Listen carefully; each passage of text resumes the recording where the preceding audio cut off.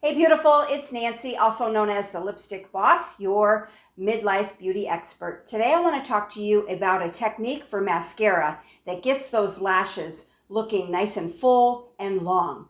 So the trick is, first of all, you need a mascara that has some type of vitamin infusion. So this one has vitamin B, which is great for moisturizing and hydrating the lashes and keeping them strong and keeping them so they're not breaking. So what you're going to do is you're going to take the wand and you are going to press it right up against the lash line, and you're just going to wiggle back and forth like you're brushing your teeth. This is going to separate each of the lashes, and it's going to give you some volume down at the bottom. Then you're going to pull it up like you're brushing your hair.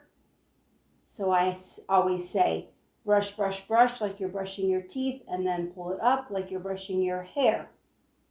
So wait 30 seconds in between each coat, and then you're going to get a nice full lash.